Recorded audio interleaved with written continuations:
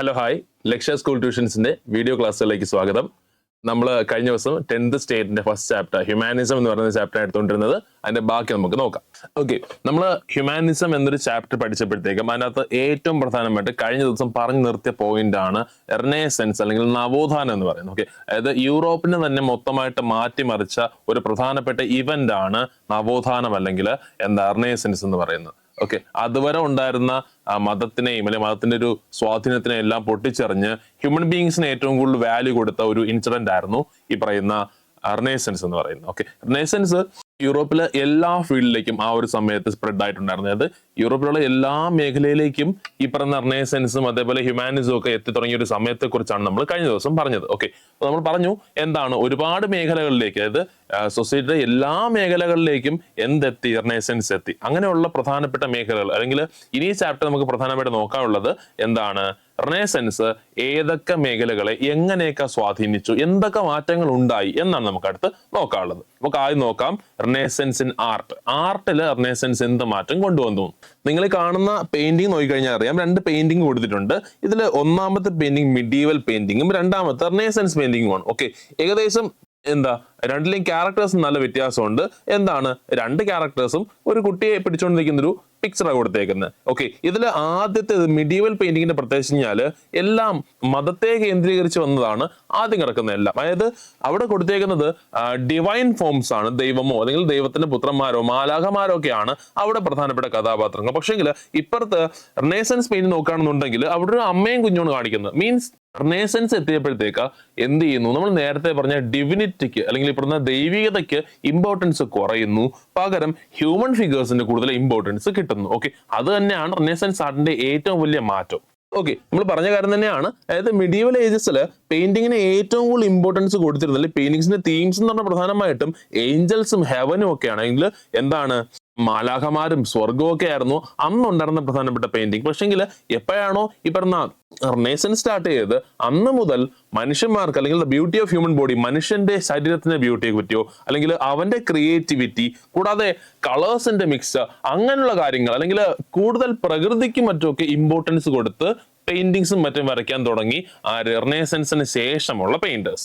Renaissance കാരണം വളരെ വലിയ മാറ്റം ആർട്ടിലുണ്ടായി. ആർട്ട് എന്ന് പറയുമ്പോഴത്തെ പെയിന്റിംഗ്, സ്കൾപ്ചർ, ആർക്കിടെക്ചർ ഇതിലെല്ലാത്തിലും വളരെ നല്ല രീതിയിൽ മാറ്റം ഉണ്ടായി. ഈ മാറ്റങ്ങൾ ആദ്യം കാണപ്പെട്ടത് യൂറോപ്പിലെ ഏറ്റവും പ്രധാനപ്പെട്ട ട്രേഡ് സിറ്റിയായ ഫ്ലോറൻസിലാണ്.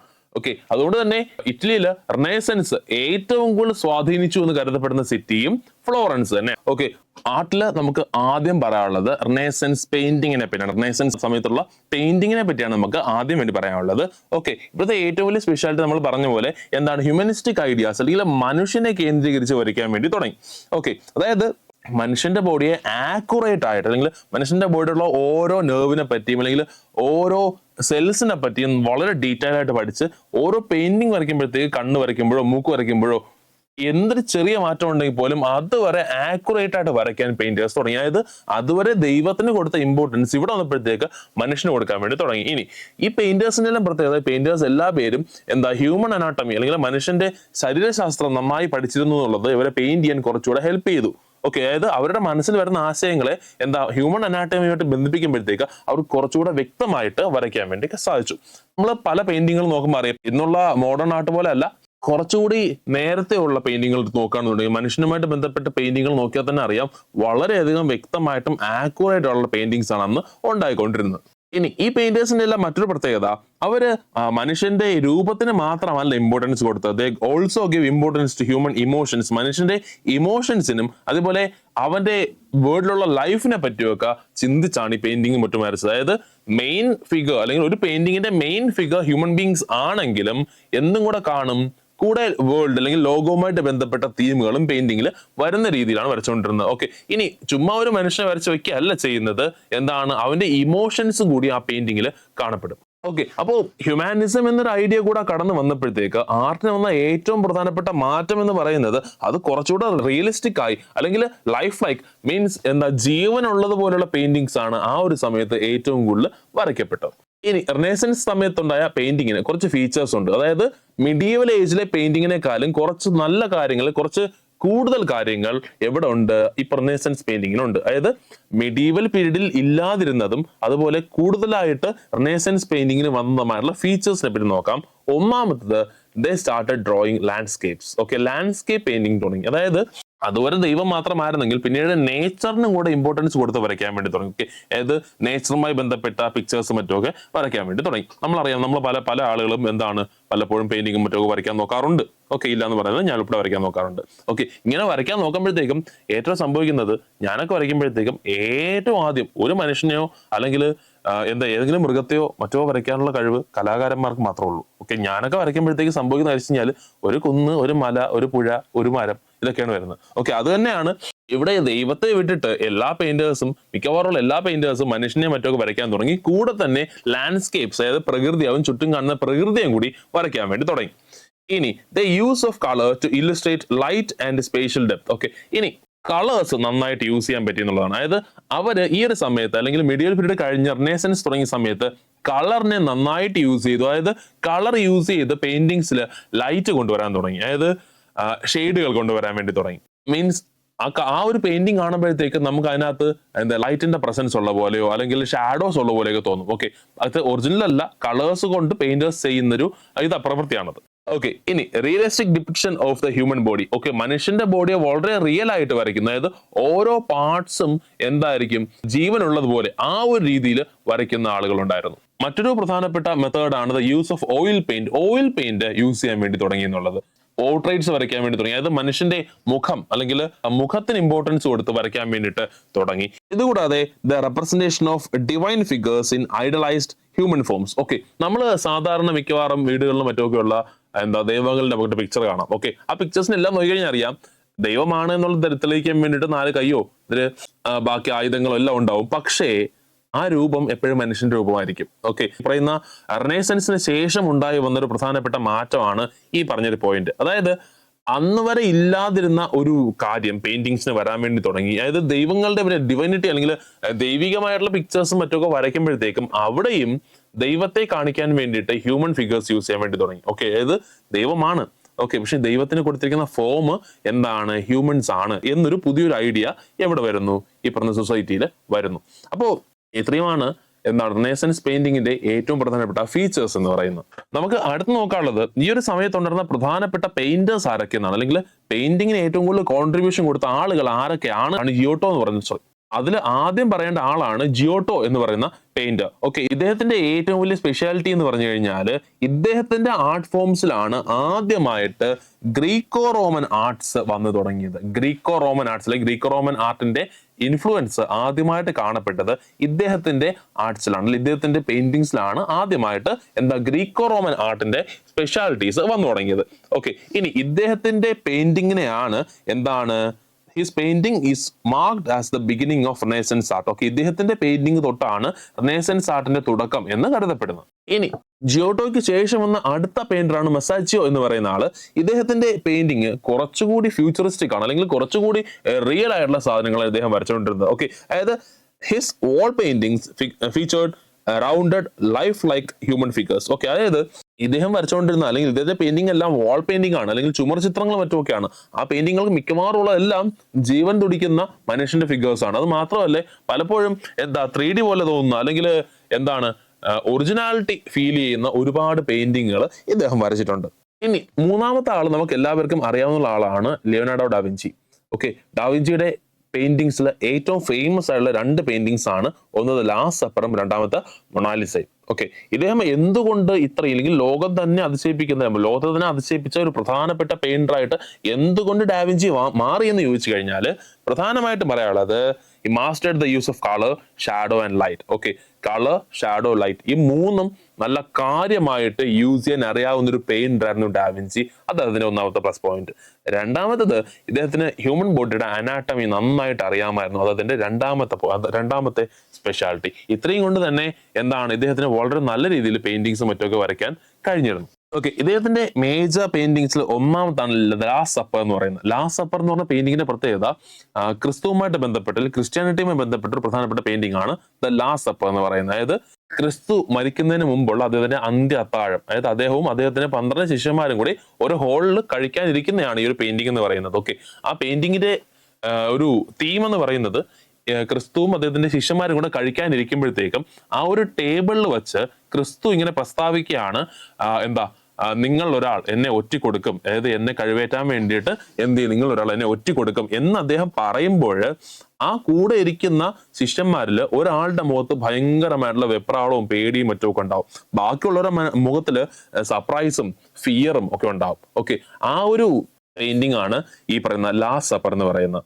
ഇനി രണ്ടാമത്തെ പെയിന്റിംഗ് ആണ് മൊണാലിസ എന്ന് പറയുന്നത്, ദ മിസ്റ്റീരിയസ് ഗേൾ. അല്ലെങ്കിൽ ആ മുഖത്ത് എന്താണ് ഒളിപ്പിച്ചിരിക്കുന്നത്, ഒരുപാട് ചോദ്യങ്ങൾ നമുക്ക് ചോദിക്കാനുണ്ടാവും, അല്ലെങ്കിൽ ഒരുപാട് നിഗൂഢമായ കാര്യങ്ങൾ ഒളിച്ചിരിക്കുന്ന രീതിയിൽ ചിരിക്കുകയാണോ കരയുകയാണോ എന്നറിയാത്ത രീതിയിലുള്ള ഒരു പെയിന്റിംഗ് ആണ് മൊണാലിസ എന്ന് പറയുന്നത്. ഇനി അടുത്തൊരാള് ഒരു മൾട്ടി ടാലന്റഡ് പേഴ്സണാലിറ്റി എന്ന് പറയാൻ പറ്റുന്ന ആളാണ്. ആളുടെ പേര് മൈക്കലാഞ്ചലോ.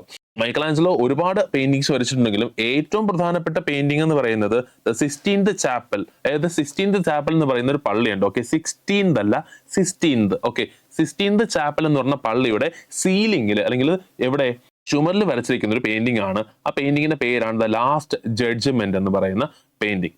ഓക്കെ, ഇദ്ദേഹത്തിന്റെ പെയിന്റിങ്സിലും എന്താ വളരെ ഗ്രേസ്ഫുൾ ആയിട്ടുള്ള ഹ്യൂമൻ ഫോംസ് ആണ് ഉള്ളത്. ഓക്കെ, റെനേസൻസ് പെയിന്റിങ്ങിന്റെ തന്നെ one of the immortal artist, അല്ലെങ്കിൽ ഒരിക്കലും മരിക്കാത്ത ആശയങ്ങളുടെ വക്താവ് എന്നറിയപ്പെടുന്ന ഒരാളാണ് മൈക്കലാഞ്ചലോ എന്ന് പറയുന്ന ആൾ. ഇനി ഇവരെ കൂടാതെ പിന്നെ ഉണ്ടായിരുന്ന പെയിന്റേഴ്സ് ആരൊക്കെയാണെന്ന് വെച്ച് കഴിഞ്ഞാൽ ആരൊക്കെയാ, തിത്തിയൻ ഉണ്ട്, അതുകൂടാതെ റാഫേൽ തുടങ്ങിയ ആളുകളാണ് പ്രധാനപ്പെട്ട പെയിന്റേഴ്സ് ആയിട്ട് പറയാൻ പറ്റുന്നത്. Okay, Raphael showed humans as wise, calm and noble. Okay, റാഫേലിന്റെ പെയിന്റിങ്സിൽ ഹ്യൂമൻ ബീങ്സ് വൈസും കാമും നോബിളും ഒക്കെ ആയിരുന്നു. ഓക്കെ, ഇവരുടെ ഒരു പെയിന്റിങ്ങിന്റെ ഒരു സ്പെഷ്യാലിറ്റി പറഞ്ഞാൽ എന്താണ്, അറ്റ് എ ടൈം ഓരോ പെയിന്റിങ്ങും ഓരോ ഡീപ്പ് ഐഡിയാസ് പറയുകയും ചെയ്യും, പക്ഷെങ്കിൽ പെയിന്റിങ് കണ്ടു കഴിഞ്ഞാൽ വളരെ ബ്യൂട്ടിഫുൾ ആയിട്ട് തോന്നുകയും ചെയ്യും. ഓക്കെ, അതായത് നന്നായിട്ട് പെയിന്റിങ് ആസ്വദിക്കുന്ന ഒരാളിന് മാത്രമേ എന്ത് ചെയ്യാൻ പറ്റത്തുള്ളൂ, അതിനകത്ത് എന്താണ് ഹിഡൻ മീനിങ് ഉള്ളത് എന്ന് മനസ്സിലാക്കാൻ പറ്റൂ. അപ്പൊ അത്രയ്ക്ക് എന്താ അടിപൊളി പെയിന്റേഴ്സ് ആണ് ഇവിടെ ഈ പറഞ്ഞ റെനേസൻസ് പെയിന്റിങ്ങിന്റെ സമയത്ത് ലോകത്തുണ്ടായിരുന്നത്. ആർട്ടിൽ തന്നെ നമുക്ക് രണ്ടാമത് മാറ്റം ഉണ്ടായ സ്ഥലമാണ് സ്കൾപ്ചർ എന്ന് പറയുന്നത്. സ്കൾപ്ചർ മീൻസ് പ്രതിമ നിർമ്മാണം, അല്ലെങ്കിൽ എന്താണ് സ്റ്റാച്യൂസിന്റെ മറ്റുമൊക്കെ ഉണ്ടാക്കുന്നതിനാണ്. റെനേസൻസ് സമയത്ത് ഏറ്റവും പ്രധാനപ്പെട്ട ഒരു ആർട്ട് ഫോം ആണ് സ്കൾപ്ചർ മേക്കിംഗ് എന്ന് പറയുന്നത്. ഇതിൽ തന്നെ ഏറ്റവും ഫേമസ് സ്കൾപ്ചറർ ആയിരുന്നു ആരാണ്, ഡൊണച്ചെല്ലോ എന്നറിയപ്പെടുന്ന സ്കൾപ്ചർ. ഓക്കെ, വളരെ ഫേമസ് ആയ ഒരുപാട് വർക്ക് ചെയ്തിട്ട ആളാണ് ഡൊണച്ചെല്ലോ എന്ന് പറയുന്ന ആള്.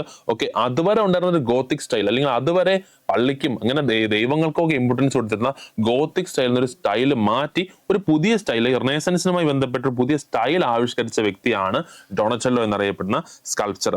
ഓക്കെ, ഇദ്ദേഹത്തിന്റെ പെയിന്റിങ്സിന്റെ മറ്റൊരു സ്പെഷ്യാലിറ്റി എന്ന് പറയുന്നത് ഇറ്റ് ഫെൽറ്റ് റിയൽ. ഓക്കെ, ഒറിജിനലായിട്ട് തോന്നി എന്നുള്ളതാണ്. അതുകൂടാതെ റിയലിസ്റ്റിക് ആയിരുന്നു എന്നുള്ള കാര്യം. അത് കൂടാതെ ഉള്ളൊരു കാര്യം വെച്ച് കഴിഞ്ഞാൽ ഇൻഡിവിജ്വാലിറ്റി. ഓക്കെ, അതായത് പ്രതിമകൾക്ക് വ്യക്തിത്വം കൊടുക്കാൻ ശ്രമിച്ചൊരു ആർട്ടിസ്റ്റ് ആണ് ആര്, ഡൊണച്ചെല്ലോ എന്ന് പറയുന്ന ആർട്ടിസ്റ്റ്. പ്രതിമ ഇദ്ദേഹത്തിന്റെ സ്കൾപ്ചേഴ്സിൽ ഏറ്റവും പ്രധാനപ്പെട്ട വർക്കുകൾ ഒന്നാണ് ഡേവിഡ് എന്നറിയപ്പെടുന്ന സ്കൾപ്ചർ. ഓക്കെ, അതായത് വളരെ യങ് ആയിട്ടൊരു മാൻ, അദ്ദേഹത്തിന്റെ വെയിറ്റ് മൊത്തവും ഒരു കാലിൽ കൊടുത്ത് നിൽക്കുന്ന തരത്തിലുള്ള ഒരു സ്കൾപ്ചറാണ് ഡേവിഡ് എന്ന് പറയുന്നത്. രണ്ടാമത്തത് ഗത്താമലാത്ത. ഇവിടെ ഗത്താമലാത്ത എന്ന് പറഞ്ഞ പിക്ചറിൽ കാണിച്ചിരിക്കുന്നത് ഒരു ഏൻഷ്യന്റ് റോമൻ സോൾജിയർ. ഓക്കെ, അതായത് ഹോഴ്സ് ബാക്കിൽ സഞ്ചരിക്കുന്ന ഒരു ഏൻഷ്യന്റ് റോമൻ സോൾജിയറിനെയാണ് ഗത്താമലാത്ത എന്ന സ്കൾപ്ചറിന്റെ അകത്ത് കാണിച്ചിരിക്കുന്നത്. നമ്മൾ നേരത്തെ പറഞ്ഞു Michelangelo is A multi talented personality എന്ന് പറഞ്ഞായിരുന്നു. അദ്ദേഹം എന്തും ഉണ്ടാക്കിയിട്ടുണ്ട്, സ്കൾപ്ചേഴ്സും ഉണ്ടാക്കിയിട്ടുണ്ട്. ഓക്കെ, വളരെ ഫേമസ് ആയിട്ടുള്ള അതിന്റെ കുറച്ച് വർക്കുകളെ പറ്റി പറയാം. ഒന്നാമത്തെ വർക്കാണ് പിയാത്ത എന്ന് പറയുന്ന വർക്ക്. ഓക്കെ, അതിന്റെ ഏറ്റവും ഫേമസ് പെയിന്റിംഗ് ആണ് പിയാത്ത എന്ന് പറയുന്നത്. അതായത് വെർജിൻ മാരി, അതായത് വിശുദ്ധയായ കന്യാമറിയത്തിന്റെ മടിയിലായിട്ട് ജീസസ് കിടക്കുന്ന ഒരു പെയിന്റിംഗ് ആണ് പിയാത്ത എന്ന് പറയുന്ന പെയിന്റിംഗ്. ഇനി ഇദ്ദേഹവും മറ്റൊരു ഡേവിഡ് എന്ന് പറയുന്ന ഒരു സ്റ്റാച്യു ഉണ്ടാക്കിയിട്ടുണ്ട്. ഓക്കെ, ഡേവിഡ് എന്ന സ്റ്റാച്യു ഉണ്ടാക്കിയത്, രണ്ടാമത്തെ സ്റ്റാച്യു ഉണ്ടാക്കിയത് ആരാണ്, മൈക്കലാഞ്ചലോ ആണ്. ഓക്കെ, ആ ഒരു സമയത്ത് എന്താ ഹ്യൂമൻ സെന്റേർഡ് ആയിട്ടുള്ള സ്കൾപ്ചേഴ്സ്, റിയലിസ്റ്റിക് സ്കൾപ്ചേഴ്സ് ഉണ്ടാക്കാൻ വേണ്ടി ഹെൽപ്പ് ചെയ്ത പ്രധാനപ്പെട്ട സ്കൾപ്ചറേഴ്സിന്റെ പേരാണ് നമ്മൾ ഇപ്പോൾ പറഞ്ഞത്. ആർക്കിടെക്ചർ. ഓക്കെ, ആർട്ടിന്റെ ഫീൽഡിൽ പിന്നെ മാറ്റം വന്ന പ്രധാനപ്പെട്ട ഒരു ഏരിയയാണ് ആർക്കിടെക്ചർ, അല്ലെങ്കിൽ വാസ്തുശില്പകല എന്ന് പറയുന്ന ഏരിയ. ഓക്കെ, ഇവിടെ പെയിന്റിങ്ങിനും സ്കൾപ്ചറിനും കിട്ടിയ പോലുള്ള ഇമ്പോർട്ടൻസ് ഇവിടെ ആർക്കിടെക്ചറിനും കിട്ടുന്നുണ്ട്. ഓക്കെ, അതുവരെ ലോകത്ത്, അല്ലെങ്കിൽ അതുവരെ യൂറോപ്പിൽ പ്രധാനമായിട്ട് ഉണ്ടായിരുന്ന ആർക്കിടെക്ചർ സ്റ്റൈലാണ് ഗോത്തിക് സ്റ്റൈൽ എന്ന് പറയുന്നത്. പള്ളികളും മറ്റും ഉണ്ടാക്കുന്ന പോലെ എന്താണ് കോണിച്ചിരിക്കുന്ന, അല്ലെങ്കിൽ ട്രയാങ്കിൾ ഷേപ്പിലിരിക്കുന്ന റൂഫൊക്കെ ഉള്ള ബിൽഡിങ്ങുകളാണ് ഈ പറയുന്നത് ഗോത്തിക് സ്റ്റൈൽ ആർക്കിടെക്ചർ എന്ന് പറയുന്നത്. ഓക്കെ, ഈ ഒരു ഗോത്തിക് സ്റ്റൈൽ ആർക്കിടെക്ചറിനെ മാറ്റിമറിച്ചുകൊണ്ട് പുതിയ ഒരു സ്റ്റൈൽ വന്നൊരു സമയമാണ് ഈ പറഞ്ഞ റെനേസൻസ് ആർക്കിടെക്ചർ എന്നുള്ള സമയം. ഓക്കെ, ആ ഒരു പുതിയ സ്റ്റൈൽ ഓഫ് ആർക്കിടെക്ചർ കൊണ്ടുവന്ന ആളുടെ പേരാണ് ആരാ? ഫിലിപ്പിയോ ബ്രൂണലെസ്കി എന്ന് പറയുന്ന ആള്. ഓക്കെ, ഇദ്ദേഹത്തിന്റെ പുതിയ ആർക്കിടെക്ചർ സ്റ്റൈലിന്റെ പ്രത്യേകത എന്ന് പറയുന്നത് നമ്മുടെ ക്ലാസിക്കൽ ഗ്രീക്കോ റോമൻ ആർട്ടിന്റെ ഇൻഫ്ലുവൻസ് ഉണ്ടായിരുന്നു എന്നുള്ളതാണ്. അതായത് പഴയ തകർന്നു പോയ ഗ്രീക്കോ റോമൻ കൾച്ചറിന്റെ ഒരു തിരിച്ചുവരവ് അല്ലെങ്കിൽ ഒരു റിവൈവൽ ആണ് ആർക്കിടെക്ചറിൽ നമുക്ക് കാണാൻ വേണ്ടി സാധിക്കുന്നത്. അതിന്റെ ഭാഗമായിട്ട് അല്ലെങ്കിൽ ഇവിടെ ഉണ്ടാക്കിയ പുതിയ ആർക്കിടെക്ചറുമായി ബന്ധപ്പെട്ട് പുതിയതായിട്ട് വന്ന ഒരു പ്രധാനപ്പെട്ട ബിൽഡിംഗ് ആണ് ദ കത്തീഡ്രൽ ഓഫ് ഫ്ലോറൻസ്. ഫ്ലോറൻസിലെ കത്തീഡ്രൽ എന്ന് പറയുന്ന ഏരിയ. ഓക്കെ, അവിടെ അദ്ദേഹം ബിൽഡിംഗ് ഉണ്ടാക്കിയപ്പോഴത്തേക്ക് സാധാരണ ഗോത്തിക് ടവേഴ്സ് പോലെ അല്ലെങ്കിൽ ഗോത്തിക് സ്റ്റൈലിൽ ഉണ്ടാക്കും പോലെ പള്ളിക്ക് 2 വലിയ ടവേഴ്സ് ഉണ്ടാക്കുന്നതിന് പകരം പള്ളിയുടെ മണ്ടയിൽ അദ്ദേഹം ഒരു ഡോം ആണ് ഉണ്ടാക്കിയത്. ഡോം എന്ന് പറഞ്ഞാൽ അറിയായിരിക്കുമല്ലോ, പള്ളിയുടെ മണ്ടയിൽ മറ്റൊക്കെ ഇങ്ങനെ ഒരു സെമി സർക്കിൾ ഷേപ്പിൽ വരുന്നതാണ് ഡോം എന്ന് വിളിക്കുന്നത്. ഓക്കെ, ആ ഒരു ഡോമിനെ നമ്മൾ സാധാരണ വിളിക്കുന്നത് ഡോമോ എന്ന് വിളിക്കും. ഓക്കെ, ഡ്യോമോ എന്നാണ് വിളിക്കുന്നത്. ഓക്കെ, സാധാരണ നമ്മളെ താജ്മഹലിന്റെ ഒക്കെ മണ്ടേ കാണുമ്പോഴത്തെ ഡോംസ് എന്ത് ചെയ്തു? ഈ പറഞ്ഞ കത്തീഡ്രലിന്റെ മണ്ടയിൽ കൊണ്ടുവന്നു. ഇനി അതിനുശേഷം റിനൈസൻസിന്റെ ഒരു സ്പ്രെഡിങ് ഉണ്ടായിരുന്നു. അതുമായിട്ട് ബന്ധപ്പെട്ട് യൂറോപ്പിന്റെ പല ഭാഗങ്ങളിലും പുതിയ പല ചേർച്ചസും പല ബിൽഡിങ്ങുകളും മറ്റൊക്കെ ഉണ്ടായി വന്നു. അതിന്റെ ഭാഗമായിട്ട് തന്നെ പിന്നീട് മൈക്കലാഞ്ചലോ, ബ്രമന്റെ തുടങ്ങിയ ആളുകളുടെ ഗൈഡൻസിൽ ഉണ്ടാക്കപ്പെട്ട പ്രധാനപ്പെട്ട അല്ലെങ്കിൽ ഈ പറഞ്ഞ പുതിയ സ്റ്റൈൽ ഓഫ് ആർക്കിടെക്ചറിൽ ഉണ്ടാക്കപ്പെട്ട പ്രധാനപ്പെട്ട ഒരു ബിൽഡിംഗ് ആണ് ദ സെയിന്റ് പീറ്റേഴ്സ് ബാസിലിക്ക എന്ന് പറയുന്ന പള്ളി. ഓക്കെ, അതും ഏകദേശം ഈ പറയുന്ന ഫിലിപ്പിയോ ബ്രൂണലെസ്കിയുടെ ആ ഒരു സ്റ്റൈലിനെ ബേസ് ചെയ്ത് ഉണ്ടായി വന്ന ഒരു പ്രധാനപ്പെട്ട ആർക്കിടെക്ചറാണ്. ഓക്കെ, ആർട്ടിൽ നമുക്ക് അടുത്ത് നോക്കാനുള്ള ഏരിയയാണ് റിനൈസൻസ് ലിറ്ററേച്ചർ എന്ന് പറയുന്നത്, അല്ലെങ്കിൽ റിനൈസൻസ് സാഹിത്യത്തെ പറ്റിയാണ് നമ്മൾ അടുത്ത് പറയാൻ വേണ്ടി പോകുന്നത്. നമുക്കിവിടെ ഒരു സ്റ്റേറ്റ്മെന്റ് കൊടുത്തിട്ടുണ്ട്. It is not in the stars to hold our destiny but in our selves. Okay, അതായത് നമ്മൾ പണ്ടുതൊട്ടേ നമ്മൾ പലപ്പോഴും കേൾക്കുന്നതാണ്. അതായത് നമ്മളുടെ തലവര നമ്മളായിട്ട് ചെയ്യുന്നതല്ല, ദൈവം വരച്ചു വിടുന്നതാണ്, അല്ലെങ്കിൽ നമ്മളുടെ കാര്യങ്ങൾ നേരത്തെ കൂട്ടി ദൈവം നിശ്ചയിച്ചു വെച്ചിട്ടുണ്ട് എന്ന് പറയുന്ന ഒരു സ്റ്റേറ്റ്മെന്റുമായിട്ട് ബന്ധമുള്ള അല്ലെങ്കിൽ അതുമായിട്ട് സാമ്യമുള്ള ഒരു സ്റ്റേറ്റ്മെന്റ് ആണ് പറഞ്ഞേക്കുന്നത്. ഇതെന്താണ് എന്ന് ചോദിച്ചു കഴിഞ്ഞാൽ വേൾഡ് റെനൗണ്ട് ആയിട്ടുള്ള റൈറ്റർ വില്യം ഷേക്സ്പിയറിന്റെ ജൂലിയസ് സീസർ എന്നറിയപ്പെടുന്ന നാടകത്തിലുള്ള ഒരു ഡയലോഗാണ് കിടക്കുന്നത്. ഓക്കെ, ഒരു കോട്ടാണ് കിടക്കുന്നത്. ആ കോട്ട് പറയുന്നത് ഇങ്ങനെയാണ്: it is not in the stars to hold our destiny but in ourselves. Okay, അതായത് നമ്മുടെ കാര്യങ്ങൾ തീരുമാനിക്കുന്നത് സ്വർഗത്തിലല്ല, ഓക്കെ, നമ്മൾ ചെയ്യുന്ന പ്രവൃത്തിയാണ് നമ്മളുടെ കാര്യങ്ങൾ തീരുമാനിക്കുന്നത് എന്ന് വില്യം ഷേക്സ്പിയർ അദ്ദേഹത്തിന്റെ ലിറ്ററേച്ചർ പറഞ്ഞേക്കുന്നതാണ്. അതായത് റിനൈസൻസ് വന്നതിന്റെ ഭാഗമായിട്ട് റൈറ്റേഴ്സിൽ ഉണ്ടായ പ്രധാനപ്പെട്ട ഒരു മാറ്റമാണ് അവിടെ കാണുന്നത്. അതായത് അതുവരെ ദൈവത്തിന് ഇമ്പോർട്ടൻസ് കൊടുത്തുകൊണ്ടിരുന്നെങ്കിൽ അതിനുശേഷം എന്ത് ചെയ്യാൻ തുടങ്ങി?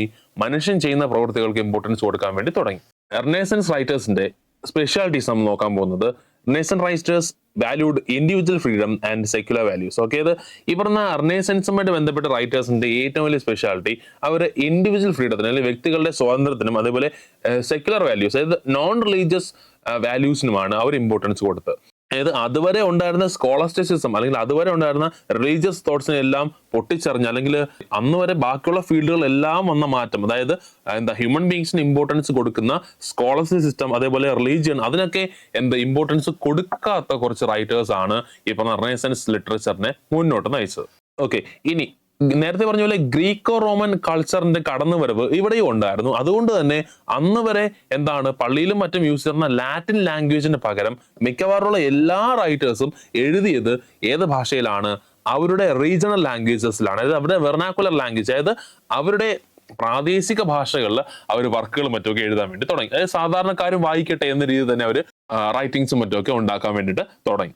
ഓക്കെ, ഈ ഒരു സമയത്ത് ഈ പോംസിന് പകരം അല്ലെങ്കിൽ പ്രോസ് റൈറ്റിംഗ് തുടങ്ങിയ ഒരു സമയമാണ് ഈ ഒരു സമയം എന്ന് പറയുന്നത്. അതായത് കവിതകളും മറ്റൊക്കെ എഴുതുമ്പോഴത്തേക്ക് എല്ലാ ആളുകൾക്കും മനസ്സിലാവണമെന്നില്ല. പക്ഷെങ്കിൽ പ്രോസസ് കഥകൾ പോലെ അല്ലെങ്കിൽ ഗദ്യ രൂപത്തിൽ എഴുതി കഴിഞ്ഞാൽ എല്ലാവർക്കും മനസ്സിലാക്കാൻ പറ്റും. ഓക്കെ, അങ്ങനെ എല്ലാ ആളുകൾക്കും ഓർഡിനറി പീപ്പിളിന് പോലും മനസ്സിലാവുന്ന രീതിയിൽ വർക്കുകൾ എഴുതി തുടങ്ങിയ സമയമായിരുന്നു ഈ ഒരു റിനൈസൻസിന്റെ സമയം എന്ന് പറയുന്നത്. ഇനി അടുത്ത് വരുന്നൊരു ചോദ്യമാണ്, why writing in regional languages and process was important. അതായത് ഈ റീജിയണൽ ലാംഗ്വേജിൽ എഴുതിയതും അല്ലെങ്കിൽ പ്രോസസ് ആയിട്ട് ഗദ്യ രൂപത്തിൽ എഴുതിയതിനും എന്താണ് ഇത്രയ്ക്ക് ഇമ്പോർട്ടൻസ് എന്നൊരു ചോദ്യം. കാര്യം അതുവരെ അല്ലെങ്കിൽ ഈ പറഞ്ഞ റിനൈസൻസ് വരുന്ന ആ ഒരു സമയം വരെ എല്ലാ റൈറ്റിംഗ്സും വളരെ കഠിനമായിട്ട് ലാറ്റിൻ ലാംഗ്വേജിലാണ് എഴുതിക്കൊണ്ടിരുന്നത്. ഇനി ലാറ്റിൻ വായിക്കാൻ അറിയെങ്കിൽ തന്നെ എഴുതിയിരുന്ന സാധനങ്ങളുടെ അർത്ഥം പലപ്പോഴും മനസ്സിലാവാത്ത അവസ്ഥയാണ്. ഫോർ എക്സാമ്പിൾ, നമ്മുടെ മലയാളത്തിൽ തന്നെ പല പല കൃതികളും പണ്ട് ആളുകൾ എഴുതിയിട്ടുണ്ട്. അല്ലെങ്കിൽ എഴുത്തച്ഛനും കുഞ്ചുന്നവരൊക്കെ ഒരു ഭയങ്കര ശക്തമായിട്ടുള്ള ഭാഷയിൽ എന്തിട്ടുണ്ട് പല പല കവിതകളും മറ്റും എഴുതിയിട്ടുണ്ട്. ഓക്കെ, എടുത്തുവെച്ച് വായിച്ച നല്ല താളം ഉണ്ട് എന്നല്ലാതെ പലപ്പോഴും നമുക്ക് അതിന്റെ അർത്ഥങ്ങൾ മനസ്സിലാക്കാൻ പറ്റാറില്ല. ടീച്ചേഴ്സ് പറഞ്ഞെന്നല്ലേ നമുക്ക് എന്ത് ചെയ്യാൻ പറ്റത്തുള്ളൂ, അത് ഇന്നതാണ് എന്ന് മനസ്സിലാക്കാൻ പറ്റൂ. അതുപോലെ തന്നെയായിരുന്നു യൂറോപ്പിലെ അവസ്ഥ. ഓക്കെ, എഴുതിയേക്കുന്ന സാധനം ലാറ്റിൻ ഭാഷ വായിക്കാൻ അറിയാമെങ്കിൽ പോലും ഇതെന്താണ് ഉദ്ദേശിക്കുന്നത് എന്ന് സാധാരണക്കാരന് മനസ്സിലാക്കാൻ പറ്റത്തില്ല.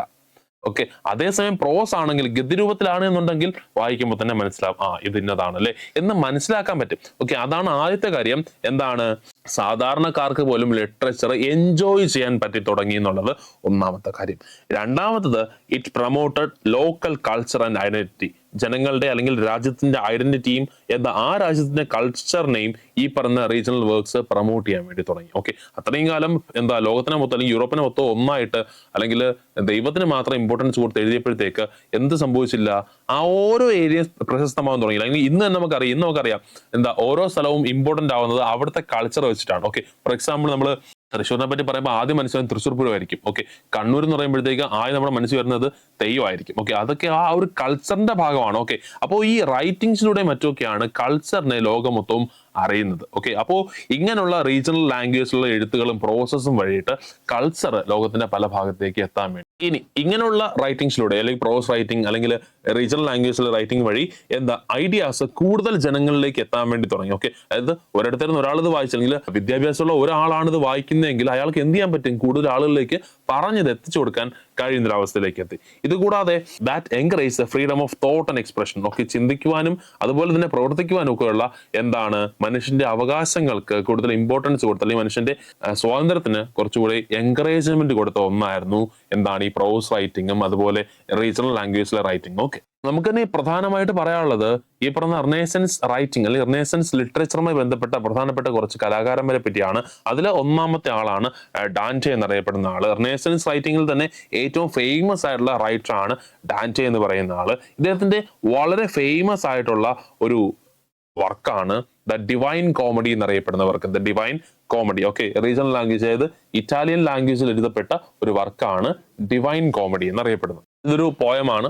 പോയത്തിന്റെ അകത്ത് പ്രധാനമായിട്ട് ഇതൊരു പോയമാണ്. ഈ പോയത്തിന്റെ അകത്ത് പ്രധാനമായിട്ടും ഒരു ഇമാജിനറി ജേർണിയെ പറ്റിയാണ് പറയുന്നത്. അല്ലെങ്കിൽ ഒരു ആളിന്റെ ഒരു ഇമാജിനറി ജേർണിയെ പറ്റി അല്ലെങ്കിൽ ഡാന്റേ തന്നെ ഒരു സ്ഥലത്ത് സഞ്ചരിക്കുന്നതിനെ പറ്റിയാണ് പറയുന്നത്. അദ്ദേഹത്തിന്റെ യാത്ര പ്രധാനമായിട്ടും 3 സ്ഥലങ്ങളെ കവർ ചെയ്താണ് പോകുന്നത്. ഓക്കെ, ഒന്ന് ഹെൽ, രണ്ടാമത്തെ പെർഗറ്ററി, മൂന്നാമത്തെ ഹെവൻ. ഓക്കെ, ഹെൽ എന്ന് പറഞ്ഞാൽ അറിയാം ഇതാണ് നരകത്തെ പറ്റിയാണ് പറയുന്നത്. ഓക്കെ, ഹെല്ലും ഹെവനും എല്ലാം ഒരു ഇമാജിനറി തോട്ടുമായിട്ട് ബന്ധപ്പെട്ട് വരുന്നതാണ്. ഇവിടെയൊക്കെ യാത്ര ചെയ്യുന്നതിനെ പറ്റി അവിടെ അദ്ദേഹം എന്തൊക്കെ കാണുന്നു എന്നൊക്കെയാണ് പറയുന്നത്. ഓക്കെ, ഇവിടെ ഹെൽ എന്ന് പറഞ്ഞു കഴിഞ്ഞാൽ നരകത്തെ പറ്റിയാണ്. പെർഗറ്ററി എന്ന് പറഞ്ഞു കഴിഞ്ഞാൽ ഒരാള് മരിച്ചതിന് ശേഷം അല്ലെ അയാള് ഈ ഭൂമി വിട്ടതിന് ശേഷം അയാളുടെ ബോഡിയെയും ആത്മാവിനെയൊക്കെ ശുദ്ധീകരിക്കാൻ പോകുന്ന ശുദ്ധീകരണ സ്ഥലത്തെ വിളിക്കുന്ന പേരാണ് പെർഗറ്ററി എന്ന് വിളിക്കുന്നത്. ഓക്കെ, ഹെവൻ എന്ന് പറഞ്ഞു കഴിഞ്ഞാൽ സ്വർഗം. ഓക്കെ, ഈ 3 സ്ഥലത്തേക്കും ഒരാൾ പോകുന്നതിനെ പറ്റിയുള്ള ഇമാജിനറി സ്റ്റോറിയാണ് ഡാന്റേ ദ ഡിവൈൻ കോമഡി എന്ന വർക്കിൽ എഴുതിയിരിക്കുന്നത്. ഓക്കെ, ഇതെല്ലാം കൂടാതെ അതിനകത്ത് എന്തൊക്കെ ഉണ്ട്, human emotions, love for nature, patriotism, ഇങ്ങനെയുള്ള പല ഐഡിയാസ്. അതായത് ഈ പറയുന്ന ഹെൽ, ഹെവൻ, പെർഗറ്ററി ഈ സ്ഥലങ്ങളിൽ പോകുന്നത് കൂടാതെ മനുഷ്യന്റെ ഇമോഷൻസിനെ പറ്റിയിട്ട്, അവൻ നേച്ചറിനെ സ്നേഹിക്കുന്നതിനെ പറ്റിയിട്ട്, രാജ്യസ്നേഹത്തെ പറ്റിയിട്ട്, ഇതെല്ലാം പോരാഞ്ഞിട്ട് അന്നത്തെ ഇറ്റലിയുടെ അവസ്ഥ, അതായത് അന്ന് ഇറ്റലി, അതായത് ഇദ്ദേഹം ഡിവൈൻ കോമഡി എഴുതുന്ന സമയത്ത് ഇറ്റലി എന്ന് പറയുന്നത് യൂണിഫൈഡ് കൺട്രി അല്ല, ഒരു ഏകീകൃത കൺട്രി അല്ല. ഓക്കെ, അപ്പോൾ ഇവിടെ അദ്ദേഹത്തിന്റെ മറ്റൊരു ഐഡിയ യൂണിഫൈഡ് ഇറ്റലി, അല്ലെങ്കിൽ അദ്ദേഹം സ്വർഗത്തിൽ പോകുന്ന ആ സമയത്ത് ഇറ്റലി യൂണിഫൈഡ് ആയിരുന്നു എന്നൊരു ഐഡിയ കൂടി അദ്ദേഹം ആ ഒരു കവിതയ്ക്കകത്ത് പറയുന്നുണ്ട്. ഇനി അടുത്ത ആളാണ് പെട്രാർക്ക് എന്നറിയപ്പെടുന്ന ആള്. ഓക്കെ, ഹ്യൂമാനിസത്തിന്റെ ഏറ്റവും ഫേമസ് ആയിട്ടുള്ള ഫിഗർ ആണ് പെട്രാർക്ക് എന്ന് പറയുന്നത്. Is also known as the father of Renaissance. നവോത്ഥാനത്തിന്റെ പിതാവ് എന്നറിയപ്പെടുന്ന ആളും പെട്രാർക്കാണ്. പെട്രാർക്കിന്റെ പ്രധാനപ്പെട്ട റൈറ്റിംഗ് ചാനൽ പ്രധാനമായിട്ടും പെട്രാർക്ക് എഴുതുന്നത് സോണറ്റ്സ് ആണ്. സോണറ്റ് എന്ന് പറഞ്ഞാൽ 14 വരികൾ മാത്രം വരുന്ന കവിതകളെയാണ് സോണറ്റ് എന്ന് പറയുന്നത്.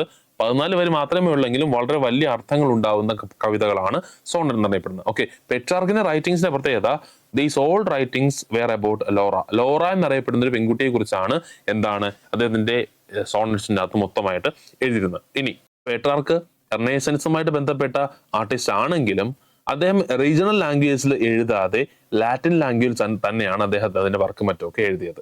ഓക്കെ, അതായത് പെട്രാർക്ക് ഹ്യൂമാനിസവുമായിട്ട് ബന്ധപ്പെട്ട ഏറ്റവും പ്രധാനപ്പെട്ട ഫിഗർ ആണ്. റിനൈസൻസിന്റെ ഫാദർ എന്നറിയപ്പെടുന്ന ആളാണ്. അദ്ദേഹം ലോറ എന്ന പെൺകുട്ടിക്ക് സോണറ്റ്സ് എന്ന രീതിയിലുള്ള കവിതകളും മറ്റും എഴുതിയിരുന്നു. അതായത് അദ്ദേഹത്തിന്റെ കവിതകളിലെ പ്രധാനപ്പെട്ട ഒരു ക്യാരക്ടർ ആയിരുന്നു ലോറ എന്ന് പറയുന്നത്. ഇതിന്റെ സോണറ്റ്സ് എല്ലാം ലോറയ്ക്ക് അയക്കുന്ന രീതിയിലാണ് അദ്ദേഹം എഴുതിയിരുന്നത്. ഓക്കെ, ഇനി ഈ എഴുതിയതെല്ലാം അദ്ദേഹം ലാറ്റിൻ ലാംഗ്വേജിലാണ് എഴുതിയത്. ബാക്കിയുള്ള ആർട്ടിസ്റ്റുകളെ പോലെ അദ്ദേഹം എന്ത് ചെയ്തില്ല, റീജിയണൽ ലാംഗ്വേജിൽ എഴുതാൻ പോയില്ല. ഇനി അടുത്ത ആളാണ് ബൊക്കാച്ചിയോ എന്നറിയപ്പെടുന്ന റൈറ്റർ. റിനൈസൻസിന്റെ വളരെ കീ റൈറ്റേഴ്സിൽ ഒരാളാണ് ബൊക്കാച്ചിയോ എന്നറിയപ്പെടുന്ന ആള്. ഓക്കെ, ഇതിന്റെ വളരെ ഫേമസ് ആയിട്ടുള്ള ബുക്കാണ് ഡെക്കാമറൻ എന്നറിയപ്പെടുന്ന ബുക്ക്. ഡെക്കാമറൻ, ഓക്കെ, അതായത് യൂറോപ്പിന്റെ ലിറ്ററേച്ചറിനെ വളരെ നന്നായിട്ട് ഇൻഫ്ലുവൻസ് ചെയ്ത ഒരു റൈറ്ററും വർക്കുമാണ് എന്താ ബൊക്കാച്ചിയോയുടെ ഡെക്കാമറൻ എന്ന് പറയാം.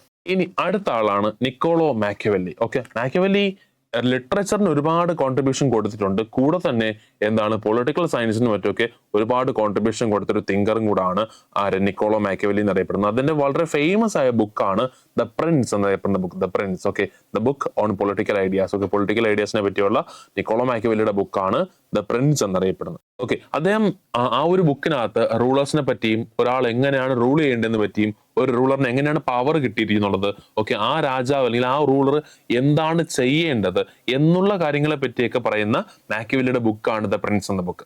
അവിടെ അദ്ദേഹം പറയുന്നുണ്ട്, he believed ruler should focus on power and stability of the state. Okay, രണ്ട് കാര്യങ്ങളിൽ രാജാവ് എപ്പോഴും എന്ത് ചെയ്യണം, പവർ കേന്ദ്രീകരിക്കണം. ഒന്നാമത്തെ കാര്യം അദ്ദേഹത്തിന്റെ പവർ.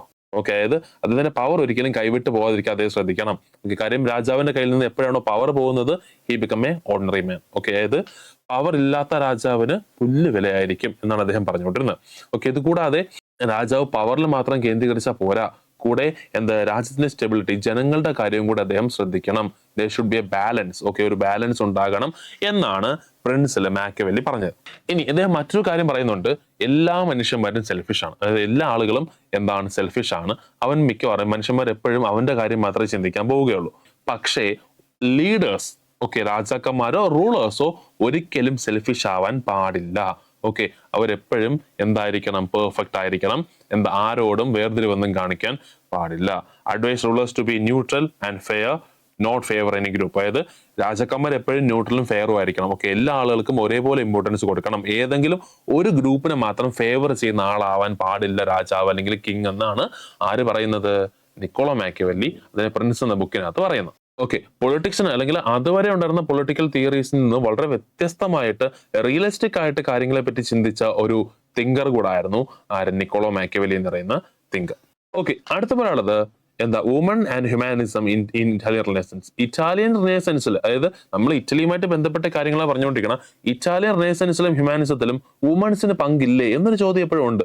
നമ്മൾ എപ്പോൾ ഇത്രയും പറഞ്ഞതിനകത്ത് നമ്മൾ ഒരിക്കൽ പോലും സ്ത്രീ കഥാപാത്രങ്ങളെ പറ്റിയോ അല്ലെങ്കിൽ ഇതിൽ വുമൺസ് ആയിട്ടുള്ള റൈറ്റേഴ്സിനെ പറ്റിയോ ആർട്ടിസ്റ്റിനെ പറ്റിയോ പറഞ്ഞിട്ടില്ല. ഓക്കെ, അതിനകത്ത് വുമൺസ് ഇല്ലേ എന്നല്ല, വുമൺസ് ഉണ്ടായിരുന്നു. അതായത് ഇറ്റാലിയൻ റിനൈസൻസിന്റെ വളരെ വലിയ പങ്ക് ആര് വഹിച്ചിട്ടുണ്ട്, സ്ത്രീകൾ വഹിച്ചിട്ടുണ്ട്. ഓക്കെ, അതിൽ നമുക്ക് എടുത്ത് പറയാൻ പറ്റുന്ന ഒരാളാണ് കസാൻഡ്ര ഫിഡല്ലെ എന്നറിയപ്പെടുന്ന ഹ്യൂമാനിസ്റ്റ്. അതായത് കസാൻഡ്ര ഫിഡല്ലെ എന്ന് പറയുന്നത് ഒരു ഹ്യൂമാനിസ്റ്റ് ആക്ടിവിസ്റ്റ് ആയിരുന്നു. കൂടാതെ she was A writer. Okay, she was A well known for her writings and speech. അതായത് കസാൻഡ്ര ഫിഡല്ലെ എന്ന് പറയുന്ന ആള് അവരുടെ റൈറ്റിംഗ്സും അല്ലെങ്കിൽ അവരുടെ സ്പീച്ചസും വളരെ വളരെ ഫേമസ് ആണ്. വുമൺസിന്റെ റൈറ്റ്സിന് വേണ്ടിയും അതായത് വുമൺസിന്റെ ഹയർ എഡ്യൂക്കേഷന് വേണ്ടിയിട്ട് ഒരുപാട് വർക്ക് ചെയ്ത ഒരു സ്ത്രീ കൂടാണ് കസാൻഡ്ര ഫിഡല്ലെ എന്ന് പറയുന്നത്. ഓക്കെ, ഇറ്റാലിയൻ നോബിൾസുമായിട്ടൊക്കെ വളരെ വലിയ കണക്ഷൻ ഉണ്ടായിരുന്ന ഒരാളാണ് ഫിഡല്ലെ എന്നറിയപ്പെടുന്നത്. അതുകൊണ്ട് തന്നെ അവരുടെ ഐഡിയാസ് ഇറ്റലിയിലെ എല്ലാ ഭാഗത്തേക്കും വളരെ പെട്ടെന്ന് തന്നെ സ്പ്രെഡ് ആവുകയും ചെയ്തു. ഓക്കെ, ഇനി പറഞ്ഞല്ലോ റൂളേഴ്സുമായിട്ടുള്ള നല്ല ബന്ധം ഉണ്ടായിരുന്നുകൊണ്ട് തന്നെ ഇവരുടെ സ്പീച്ചസും റൈറ്റിംഗ്സും എല്ലാം പ്രിന്റേഴ്സ് എന്ത് ചെയ്യുമായിരുന്നു, ഒരുപാട് നന്നായിട്ട് പ്രിന്റ് ചെയ്ത് ജനങ്ങളുടെ അടുത്തേക്ക് എത്തിച്ചുകൊണ്ടേയിരുന്നു. ഇറ്റലിയിലാണ് ഈ പറഞ്ഞ റിനൈസൻസ് സ്റ്റാർട്ട് ചെയ്ത് നമ്മൾ പറഞ്ഞത് ശരിയാണ്. പക്ഷേങ്കിൽ കുറച്ച് കാലഘട്ടം കഴിഞ്ഞപ്പോഴത്തേക്ക് റിനൈസൻസ് എന്ത് ചെയ്യാൻ തുടങ്ങി, ഇറ്റലി ഇന്ന് പുറത്തേക്ക് പോകാൻ തുടങ്ങിയത്. ഇറ്റലി എന്ന ഒരു സ്ഥലത്തേക്ക് ഒതുങ്ങി നിൽക്കാതെ യൂറോപ്പിന്റെ എല്ലാ ഭാഗത്തേക്കും റിനൈസൻസ് സ്പ്രെഡ് ചെയ്യാൻ വേണ്ടിയിട്ട് തുടങ്ങി. ഓക്കെ, അപ്പോൾ റിനൈസൻസ് ഒരു രാജ്യത്ത് മാത്രമായിട്ട് നിന്നില്ല. റിനൈസൻസ് ഈ പറഞ്ഞ ആർട്ടിലൂടെയും ആർക്കിടെക്ചറിലൂടെയും പെയിന്റിങ്ങിലൂടെയും ലോകത്തിന്റെ പല ഭാഗത്തേക്ക് സ്പ്രെഡ് ആവാൻ വേണ്ടി തുടങ്ങി. അങ്ങനെ യൂറോപ്പിൽ മൊത്തമായിട്ട് ലിറ്ററേച്ചറിലും മറ്റുമൊക്കെ ഒരുപാട് മാറ്റങ്ങൾ ഉണ്ടായ ഒരു സമയമാണ്. അതായത് നമ്മൾ ഇത്രയും നേരം പറഞ്ഞ റൈറ്റേഴ്സിനെ കൂടാതെ വേറെയും കുറെ റൈറ്റേഴ്സ് ഈ പറഞ്ഞ റിനൈസൻസുമായിട്ട് ബന്ധപ്പെട്ട് യൂറോപ്പിന്റെ പല ഭാഗത്തു നിന്ന് ഉയർന്നു വന്നു. അങ്ങനെയുള്ള പ്രധാനപ്പെട്ട റൈറ്റേഴ്സ്, അവരുടെ വർക്ക്, കൂടാതെ അവർ ഏത് രാജ്യക്കാരാണ് എന്നുള്ള കാര്യമാണ് നമ്മൾ അടുത്ത് നോക്കാൻ വേണ്ടി പോകുന്നത്. നമ്മൾ ഒന്നാമത് പറയുന്ന ആളാണ് ഇറാസ്മസ് എന്നറിയപ്പെടുന്ന റൈറ്റർ. ഇറാസ്മസ്, അദ്ദേഹത്തിന്റെ വർക്കാണ് ഇൻ പ്രൈസ് ഓഫ് ഫോളി എന്നറിയപ്പെടുന്ന വർക്ക്. ഇദ്ദേഹം ഒരു നെതർലൻഡ്സുകാരനായിട്ടുള്ള റൈറ്റർ ആണ്. ഓക്കെ, നെതർലൻഡ്സുകാരനായിട്ടുള്ള ഇറാസ്മസ് എഴുതിയ വർക്കാണ് ഇൻ പ്രൈസ് ഓഫ് ഫോളി എന്നറിയപ്പെടുന്ന വർക്ക്. ഇനി മറ്റൊരു ഫേമസ് ആയിട്ടുള്ള ഒരു ഇംഗ്ലീഷ് റൈറ്റർ ആണ് ജെഫ്രി ചോസർ. ജെഫ്രി ചോസറിന്റെ ഏറ്റവും ഫേമസ് വർക്കാണ് കാന്റർബറി ടെയിൽസ് എന്നറിയപ്പെടുന്നത്. ഇദ്ദേഹം ഇംഗ്ലണ്ടുകാരനാണ്. ഓക്കെ, ഇനി അടുത്ത ആളാണ് തോമസ് മോർ. തോമസ് മോർ എഴുതിയ ഏറ്റവും പ്രധാനപ്പെട്ട വർക്കാണ് ഉട്ടോപ്പിയ എന്നറിയപ്പെടുന്നത്. ഇദ്ദേഹവും ഇംഗ്ലണ്ടുകാരനാണ്. ഓക്കെ, ഇനി അടുത്ത ആള് മെഗ്വേൽ ഡി സെർവാന്തസ്. ഓക്കെ, മെഗ്വേൽ ഡി സെർവാന്തസ്, അദ്ദേഹത്തിന്റെ ഏറ്റവും പ്രധാനപ്പെട്ട വർക്കാണ് എന്താ, ഡോൺ ക്യുക്സോട്ട് എന്നറിയപ്പെടുന്ന ബുക്ക് എഴുതിയ ആള് ആരാണ്? മെഗ്വേൽ ഡി സെർവാന്തസ് ആണ്. അദ്ദേഹത്തിന്റെ രാജ്യം സ്പെയിനാണ്. ഓക്കെ, ഫ്രാങ്കോയിസ് റബേലിയസിന്റെ ഏറ്റവും പ്രധാനപ്പെട്ട വർക്കാണ് എന്താണ്? ഗാർഗൻറ്റുവ ആൻഡ് പാൻഡഗ്രൂല എന്നറിയപ്പെടുന്ന വർക്ക്. ഇദ്ദേഹം വാസ് എ ഫ്രഞ്ച് റൈറ്റർ, ഫ്രാൻസിൽ നിന്നുള്ള റൈറ്റർ ആയിരുന്നു ഇദ്ദേഹം. ഓക്കെ, നമ്മൾ പ്രധാനമായിട്ട് 5 പേരെയാണ് പറഞ്ഞത്. ഒന്നാമത്തെ ആൾ ഇറാസ്മസ്, രണ്ടാമത്തെ ആൾ ജെഫ്രി ചോസർ, മൂന്നാമത്തെ ആൾ തോമസ് മോർ, അടുത്ത ആൾ മെഗ്വേൽ ഡി സെർവാന്തസ്, കൂടെ എന്താ ഫ്രാങ്കോയിസ് റബേലിയസ്. ഓക്കെ, അപ്പോ നേരത്തെ നമ്മൾ പറഞ്ഞ കസാൻഡ്ര ഫിഡലിനെയും അതുപോലെ ബാക്കിയുള്ള റൈറ്റേഴ്സിനെയൊക്കെ പോലെ ലോകത്തിന്റെ പല ഭാഗത്ത്, അതായത് ബാക്കിയുള്ളവരെല്ലാം ഇറ്റലിക്കാരാണെങ്കിൽ ഇറ്റലിയുടെ പുറത്ത് നിന്ന് എന്താ യൂറോപ്പിൽ പ്രധാനമായിട്ടും ഉണ്ടായി വന്ന റിനേസൻസുമായി ബന്ധപ്പെട്ട റൈറ്റേഴ്സ് ആണ് നമ്മൾ പറഞ്ഞത്. ഈ പറഞ്ഞ റൈറ്റിങ്ങിനെയും മറ്റുമൊക്കെ യൂറോപ്പിന്റെ എല്ലായിടത്തേക്കും എത്താൻ വേണ്ടി സഹായിച്ച മറ്റൊരു പ്രധാനപ്പെട്ട, അല്ലെങ്കിൽ റിനേസൻസിന്റെ സ്പ്രെഡിങ്ങിൽ ഏറ്റവും കൂടുതൽ വലിയ പങ്ക് വഹിച്ച മറ്റൊരു ഫാക്ടറാണ് പ്രിന്റിംഗ് എന്ന് പറയുന്നത്. പ്രിന്റിംഗ്. ഓക്കെ, പ്രിന്റിങ്ങിന്റെ കാര്യം നമുക്ക് അപ്പൊ നമുക്ക് പ്രിന്റിങ്ങിനെ പറ്റി നോക്കാം. റിനേസൻസ് ലിറ്ററേച്ചർ, നമ്മൾ പറഞ്ഞ പോലെ റിനേസൻസ് ലിറ്ററേച്ചറിനെ എന്നാൽ ലോകത്തിന്റെ എല്ലായിടത്തേക്കും സ്പ്രെഡ് ചെയ്ത ഒരു പ്രധാനപ്പെട്ട എൻറ്റിറ്റി ആണ് എന്താ പ്രിന്റിംഗ് എന്ന് പറയുന്നത്. 15th സെഞ്ചുറിയിൽ ആദ്യമായിട്ട് ഒരു പ്രിന്റിംഗ് പ്രസ് യൂറോപ്പിൽ ഉണ്ടാക്കിയ ആളാണ് Johannes Gutenberg. Okay, Johannes Gutenberg invented the first printing press in Europe. യൂറോപ്പിലെ ആദ്യത്തെ പ്രിന്റിംഗ് പ്രസ് ആദ്യമായിട്ട് ഉണ്ടാക്കിയ ആൾ ആരാണ്? ജോഹന്നാസ് ഗുട്ടൻബർഗ് ആണ്. ഓക്കെ, ഇങ്ങനെ വന്ന എന്താ പ്രിന്റിംഗ് പ്രസ് കൊണ്ട് മറ്റുമാണ് എന്ത് ചെയ്യുന്നത്, യൂറോപ്പിൽ എല്ലായിടത്തേക്കും ഈ പറഞ്ഞ ലിറ്ററേച്ചർ മറ്റുമൊക്കെ സ്പ്രെഡ് ആയത്. ഇദ്ദേഹത്തിന്റെ പ്രിന്റിംഗ് പ്രസിന്റെ ഏറ്റവും വലിയ സ്പെഷ്യാലിറ്റി എന്ന് പറയുന്നത് it was made of metal and used movable type. Okay, അത് ഇദ്ദേഹത്തെ. ഓക്കെ, ഇനി നമുക്ക് അടുത്ത് പറയാനുള്ളത് the influence of printing press in society അല്ലെങ്കിൽ യൂറോപ്പിന്റെ മൊത്തം സൊസൈറ്റിയിൽ പ്രിന്റിംഗ് പ്രസിന്റെ ഇൻഫ്ലുവൻസിനെ പറ്റിയാണ് പറയാനുള്ളത്. ഒന്നാമത്തെ കാര്യം, it helped in the spread of knowledge, അല്ലെങ്കിൽ it helped in the dissemination of the knowledge. അതായത് യൂറോപ്പിന്റെ എല്ലായിടത്തേക്കും നോളജ്, അറിവിനെ എത്തിക്കാൻ എന്തിന് സാധിച്ചു? പ്രിന്റിങ്ങിന് സാധിച്ചു. രണ്ടാമത്തത്, led to the progress in literacy as more people learn to read. Okay, അതായത് ലിറ്ററസി, സാക്ഷരത കൂടി എന്നുള്ളതാണ് രണ്ടാമത്തെ കാര്യം. അതായത് കൂടുതൽ ആളുകൾക്ക് വായിക്കാൻ പറ്റിയപ്പോഴത്തേക്ക് ആളുകളുടെ സാക്ഷരത കൂടി. അടുത്ത്, books become cheaper and widely available so more people could read dum. Okay, എന്ത് സംഭവിച്ചു? ബുക്ക് കുറച്ചുകൂടെ ചീപ്പറായി, അതായത് ബുക്കുകൾ എല്ലാത്തിനും വില കുറഞ്ഞു. ഓക്കെ, അതുകൊണ്ട് തന്നെ ഒരുപാട് ആളുകൾക്ക് കുറഞ്ഞ വിലയ്ക്ക് ബുക്ക് വായിക്കാൻ വേണ്ടി പറ്റി. ഓക്കെ, ആദ്യകാലങ്ങളിൽ പ്രിന്റിംഗ് ഇല്ലാത്തപ്പോൾ ഒറ്റ ബുക്ക് അല്ലെങ്കിൽ എന്താ ഹാൻഡ് റൈറ്റൺ കോപ്പി മാത്രമേ ഉണ്ടാവത്തുള്ളൂ. ഓക്കെ, അതാണെങ്കിൽ എല്ലാവരുടെ കയ്യിലും എത്തത്തില്ല. അതാണ് പറഞ്ഞത്. ഇനി people started reading literary, scientific and religious works more than ever before. Okay, അതായത് ജനങ്ങൾ എന്ത് ചെയ്യാൻ തുടങ്ങി? ഈ പറഞ്ഞ ലിറ്റററി വർക്ക്സും സയന്റിഫിക് നോളജ് പറഞ്ഞ ബുക്കുകളും അതുകൂടാതെ റിലീജിയസ് വർക്ക്സും ഒക്കെ വായിക്കാൻ തുടങ്ങി. ഇതൊന്നും അറിഞ്ഞുകൂടാതിരുന്ന സമയത്താണ് ചർച്ച ഇവരെയൊക്കെ കൺട്രോൾ ചെയ്തുകൊണ്ടിരുന്നത്. ഈ അറിവൊക്കെ കിട്ടി തുടങ്ങിയപ്പോഴത്തേക്ക് ജനങ്ങൾക്ക് ചർച്ചയോടുള്ളൊരു വിശ്വാസം പോകാൻ വേണ്ടി തുടങ്ങി. ഓക്കെ, അപ്പോൾ അതുമായിട്ട് ബന്ധപ്പെട്ട് ജനങ്ങളുടെ എല്ലായിടത്തേക്കും അറിവ് മറ്റൊക്കെ എത്തിയപ്പോഴത്തേക്ക് ആളുകളുടെ എല്ലാം ഈ പറഞ്ഞ ഹ്യൂമാനിസം എന്ന ഐഡിയ എത്തുകയും കൂടാതെ അവരുടെ കയ്യിൽ ഉണ്ടായിരുന്ന നോളേജസ് അവർ പ്രിസർവ് ചെയ്യാൻ ശ്രമിക്കുകയും ചെയ്തു. അതായത് അത്ര കാലം ഈ പറഞ്ഞ ചർച്ചയുമായിട്ട് ബന്ധപ്പെട്ടുണ്ടായിരുന്ന നോളജ് ഉണ്ടായിരുന്നെങ്കിൽ അത് മാറിയിട്ട് എന്ത് ചെയ്യുന്നു? ഹ്യൂമാനിസവുമായി ബന്ധപ്പെട്ട ഐഡിയാസിനെ ജനങ്ങൾ പ്രൊമോട്ട് ചെയ്യാനും അതിനെ സെക്യൂർ ചെയ്യാനും പ്രിസർവ് ചെയ്യാനും ജനങ്ങൾ സ്റ്റാർട്ട് ചെയ്യുന്നു. അങ്ങനെയൊക്കെ സ്റ്റാർട്ട് ചെയ്യാനുള്ള കാരണം എന്താണ്? പ്രിന്റിംഗ് പ്രസ് സ്റ്റാർട്ട് ചെയ്തതാണ്.